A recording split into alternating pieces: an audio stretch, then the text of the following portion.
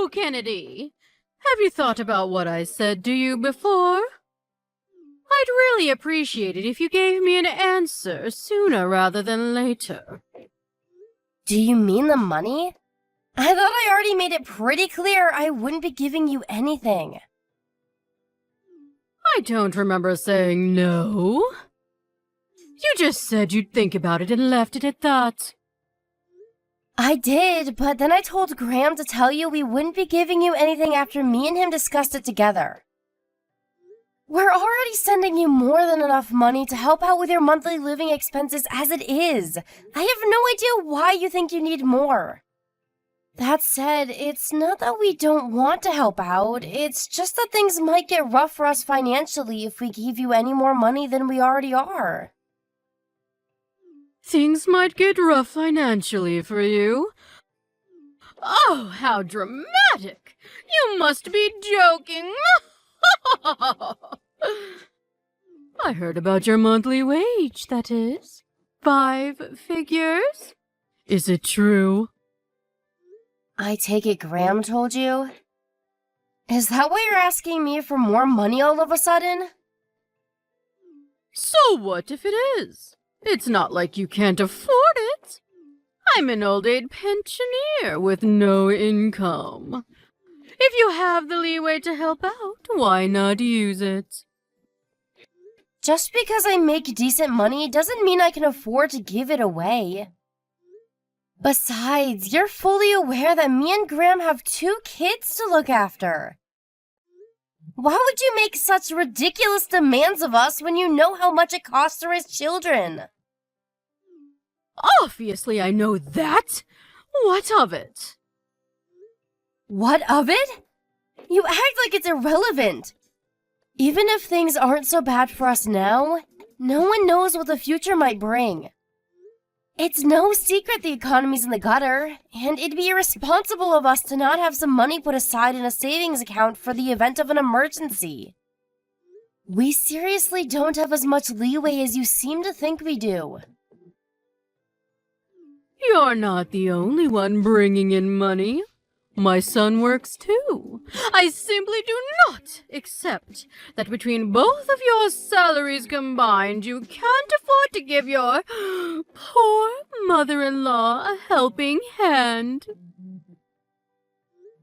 I really don't want to get into this with you, but if you insist on pressing the matter, you should know our outgoings are set to go up an awful lot real soon. Just because I got a pay raise doesn't mean we have money going spare. We have the kids' schooling to think about. One's moving up to high school and the other's going to college soon. Tuition fees aren't cheap.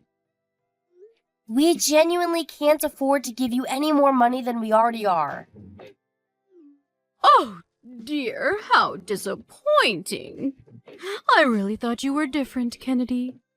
But it seems you're just the same as everyone else. This is precisely why it's such a bad idea for women to work. None of this would be happening if you stayed in the kitchen where you belong and let my son manage the finances. Women's liberation was a mistake. What the hell's that supposed to mean? You suddenly think you're so special. Just because you're bringing in a little money, don't you? Well, you're not, Missy. Don't get too big for your boots. Back in my day, arrogant women like you, who didn't know their place, got promptly put back in it. I'm really not trying to be arrogant. I may only be your mother-in-law, but that still makes me your mother. Even if I weren't, I'm still several decades your senior, which makes me your superior. In spite of that, you don't show me the proper respect, and don't you think you are being rude? What does what you're asking me to do have to do with respect? Even if you are my superior. Financial decisions of the kind you're asking me to make aren't something to be taken lightly. My answer would be the same if you were the Queen of England. There you go again with your far-fetched, nonsensical arguments. You might think you sound clever, but all you're really doing is exposing your own selfishness. If this is your attitude with me, I shudder to imagine how you must treat my poor son. Does he even love you anymore? I can assure you, you don't need to worry about us. Would you mind just focusing on your own affairs? Things between me and Graham are great. Are they really? I wonder. I seriously doubt it. By the way, don't think I don't know that you made my son start doing housework lately. I didn't make him do anything. He volunteered because my work hours went up. I still do what I can when I can. Graham understands my situation and we work together as a team. It's easy enough to say that, but I wonder, what's the reality on the ground like? The sassy attitude you're giving me right now is simply unacceptable. As a wife, as a daughter-in-law, unacceptable. You clearly don't know your place in this family if you think this is any way to speak to me. I'm sorry if you feel like I've been rude to you. That was never my intention. I'll be more careful from now on. More empty promises. This is why it was a mistake for women to leave the kitchen. I'm sick of hearing your empty promises. How about you put your money where your mouth is and quit your job? I really can't afford to do that. Well, no one ever asked me about this, and I don't consent. How can my poor son possibly be happy under this arrangement? There's not a man on the planet who could feel like a real man with his wife out earning him. You've neutered the poor boy. Bertha, please. How many times do I have to tell you? We're both fine with it. Forgive me, but if that's everything, I have things to do. I need to prepare dinner for later and get ready for work.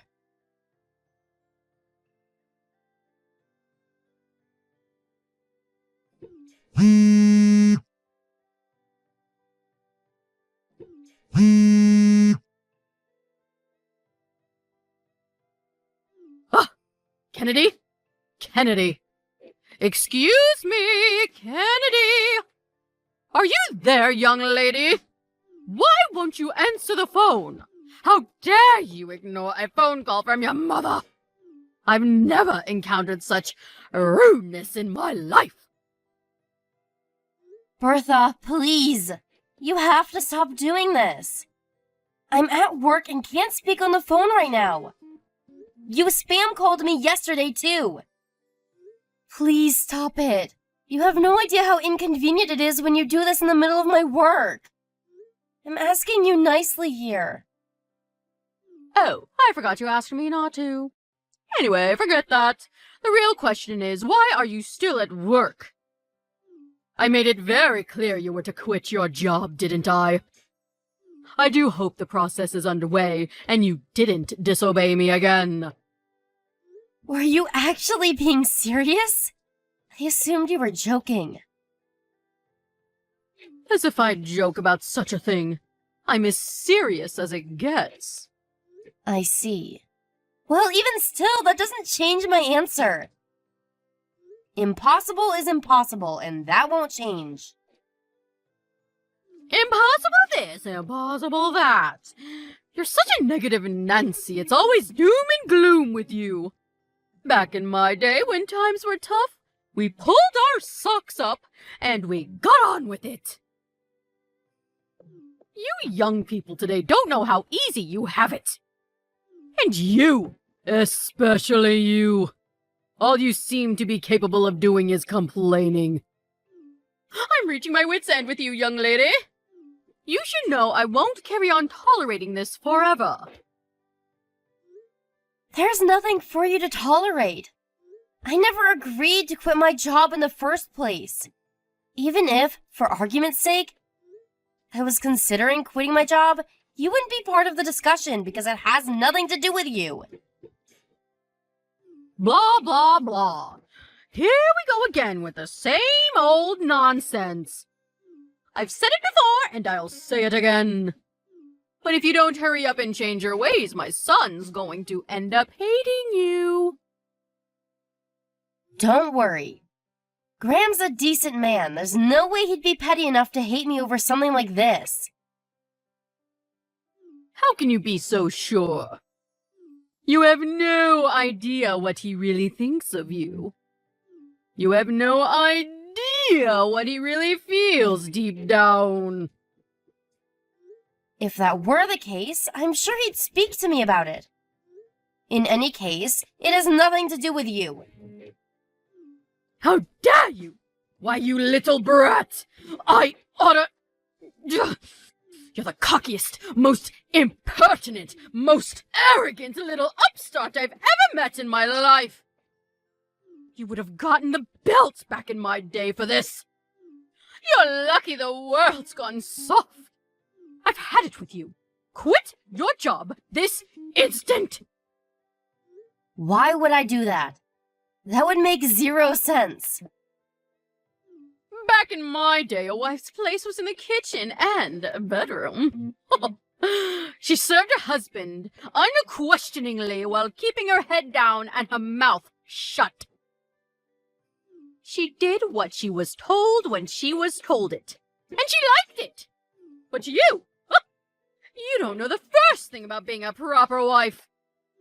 Not only are you so shameless that you actually think it is acceptable to work a job and make money, but you have the nerve to speak down to your mother-in-law like you rule the roost on top of it.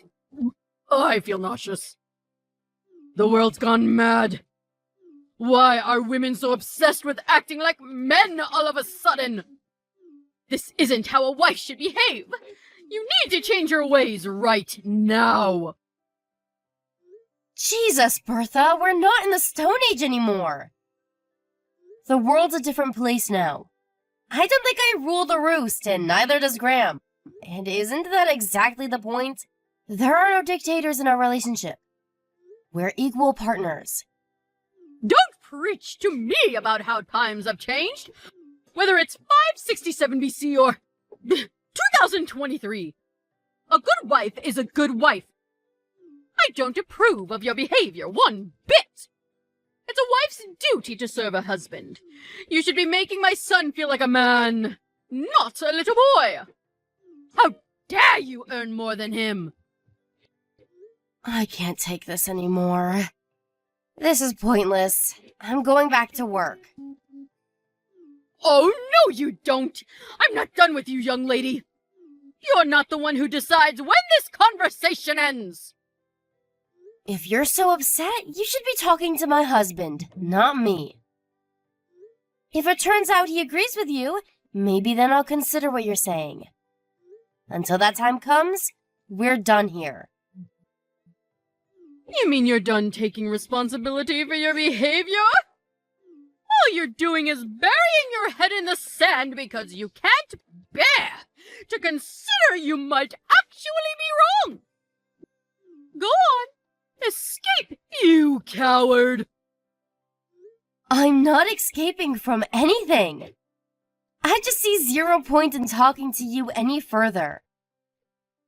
If you want to kick up a fuss, do it on your own somewhere out of sight where you can't bother me. I suggest you think very carefully about how you proceed from here. Because if you don't change your ways, you'll regret it. I assure you of that. And when you do, don't come crawling back to me, because I won't hear a word of it. I can assure you I won't regret a thing. Have you realized what an idiot you've been yet? Well, I said it before, and I'll say it again. Don't come crawling back to me. It's too late to apologize now. You had your chance. What do you want this time, Bertha? Nothing's changed, you know. I still don't want to talk to you. Ugh! You're the least feminine woman I've ever encountered. You may as well have a beard. My poor son. You think you're so clever? Well, mark my words. You're in for a rude wake-up call very, very soon. Really? Good for you. So was that all you wanted, or are we done here?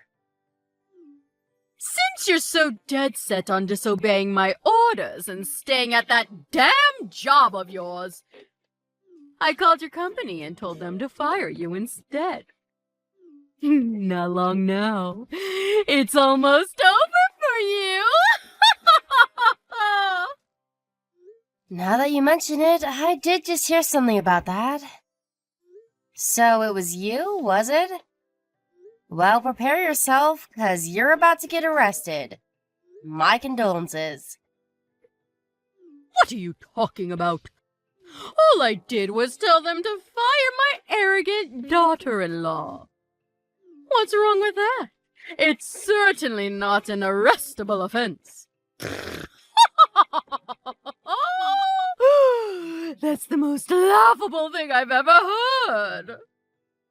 What's wrong with it? Everything. But you're right. That alone isn't an arrestable offense. Duh. We know that, Captain Obvious. You still tried to scare me with it, though. The fact you'd think I'd be afraid of something so pathetic is hilarious. I'm cracking up here. You should really let me finish. I said that alone isn't an arrestable offense. What's that supposed to mean?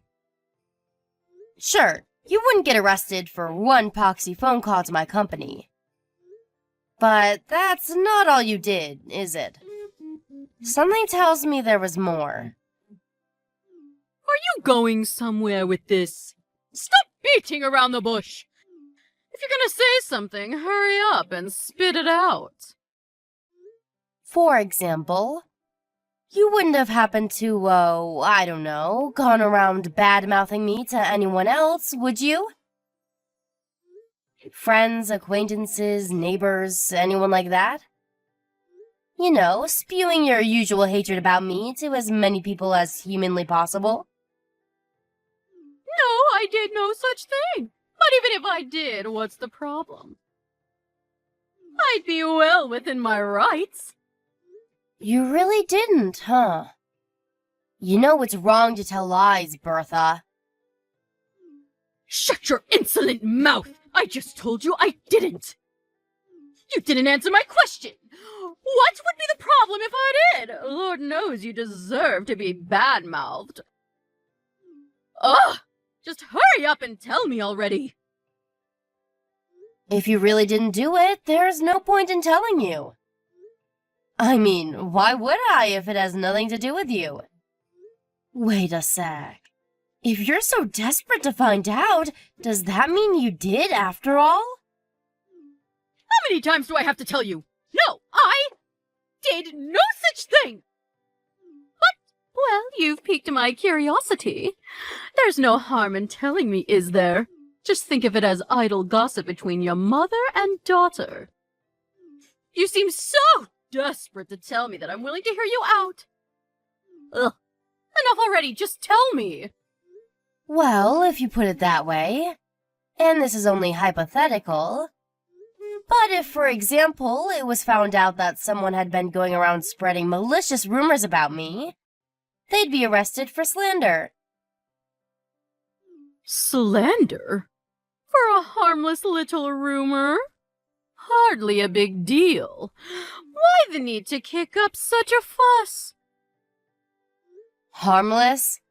That's debatable. If the person who heard the rumor thought badly of me as a result, it wouldn't be harmless, would it? Well, that's just how rumors are. Anyway, and again, this is all hypothetical, of course. But if the person who heard the rumors about me then went on to tell others, my detractors would continue to grow more numerous, and the lie would spread exponentially, would it not? What if it carried on spreading like that? Can you really say that'd be harmless? Because to me, it seems like I'd come out of the whole thing a lot worse off than I was before. Even still, wouldn't dragging the police into it be a bit extreme? If the rumor spread, can you say with 100% certainty there wouldn't be any negative consequences regarding my job? Of course there wouldn't. What a load of partial nonsense! You can be such a drama queen sometimes. My friends and neighbors have nothing to do with you. Can you say with 100% certainty that the friends of those friends and neighbors have nothing to do with me? What if Graham worked at the same company as one of them? What if one of their daughters was one of my clients? In that case, do you seriously think someone who'd heard such a rumor would have any interest in doing business with me? Surely that would be just an issue of their own prejudice. If someone decides to treat you that way based on something they heard through idle gossip, then the problem lies with them. But they wouldn't hold that prejudice if not for the person who spread the rumor in the first place. Which is why that person bears the most responsibility. As a result, that person would be the one who gets arrested. Do you understand now? There's something I need to go and check. You'll have to excuse me, but I'm going now. Oh, really? That's a shame. I'm in a great mood today. I was hoping we could chat a little longer.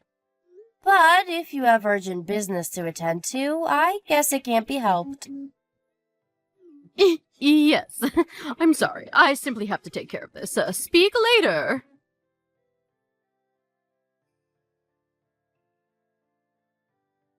Hi there, Kennedy. Is it your day off work today? Do you have some time to... Sure, it's my day off. I guess. Why? What's wrong? Well, you know how you were saying about me getting arrested a few days ago? I was just wondering what the status on all that is. I just haven't heard anything. Could it be that they're not going ahead with it? Oh, that? Yep. The arrest won't be happening now. Sorry if I panicked you. Really? I won't be getting arrested. Yeah, I did talk to the police. But they said since the damage done to me was ultimately small and inconsequential, it would be difficult for them to pursue. I knew it! I told you! I knew you were exaggerating to try to intimidate me. There's no way I was ever going to get arrested over something so trifling! Sorry for the inconvenience. I let an insufficient understanding of the law go to my head and talk down to you very self-importantly. I'm really sorry.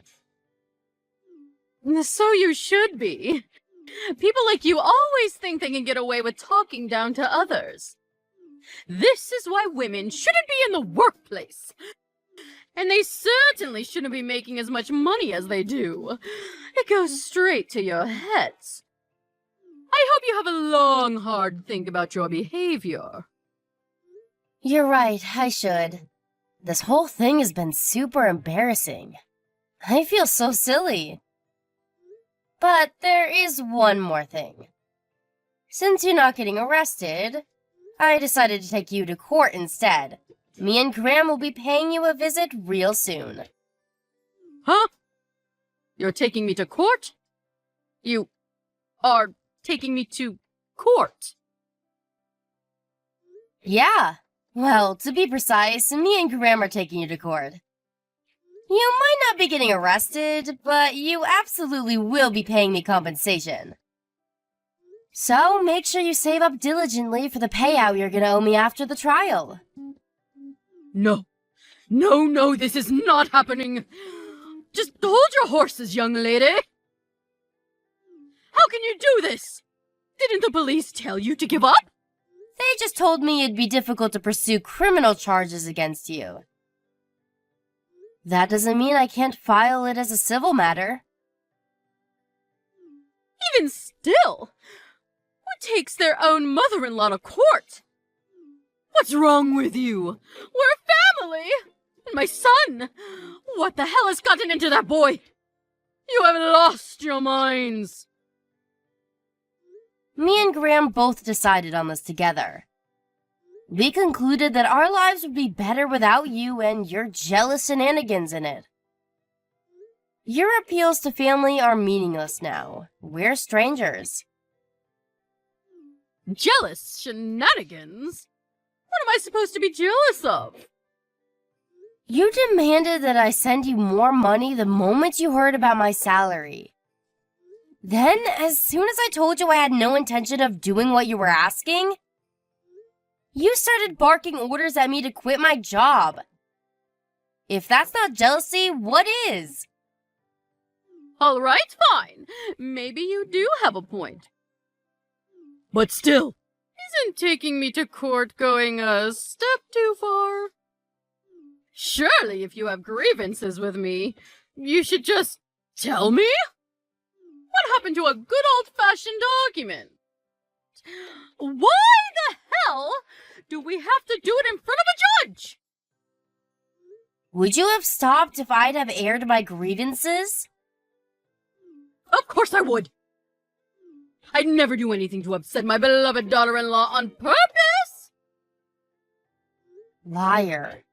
You seem to be conveniently forgetting that in actual fact, I told you to stop countless times, but you weren't having any of it.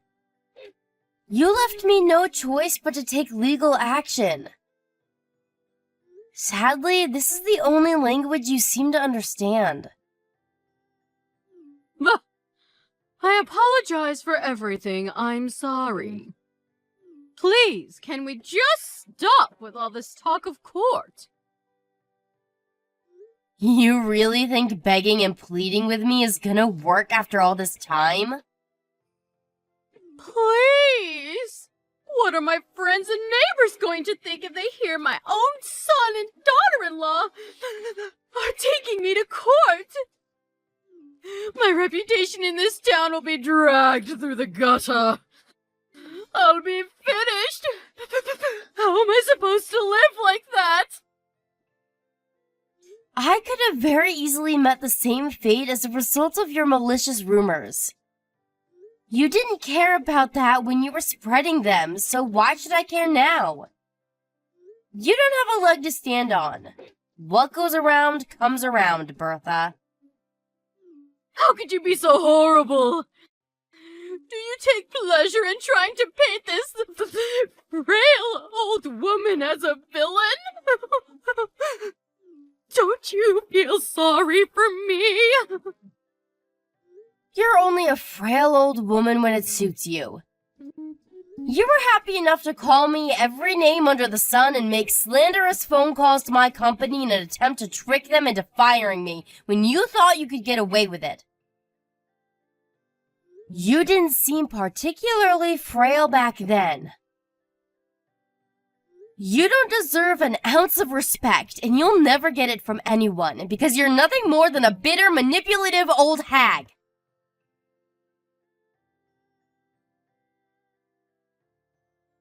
We won the court case against my mother-in-law without a hitch.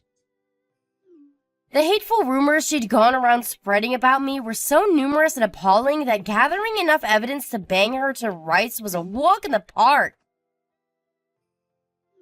Thanks for making it easy, Bertha. Between that and the slanderous phone calls about me she made to my company, which was of course recorded, you could say our victory was a foregone conclusion. The amount of compensation she was ordered to give us wasn't particularly huge, but when word that her own son and daughter-in-law had taken her to court for slander got out, the trial bore fruits aplenty. The effects on her life were disastrous. Those she once called friends now pointed fingers and mocked her behind her back, and with all neighbors at a 20-house radius now being aware of her misdeeds, she became the laughingstock of the whole street. To add insult to injury, Graham declared he was breaking off all ties with her. Having lost everything and facing constant reminders of her shame and disgrace every time she left the house, she decided to move out of state. Thanks to her no longer being here to boss me around with her absurd demands, I was able to return to my normal, relaxed life. And now, me and Graham are happier than ever. Another added bonus of having cut all ties with the wicked mother-in-law is that now I can use the money I used to send her on the kids and to save up for our future together as a family. All's well that ends well.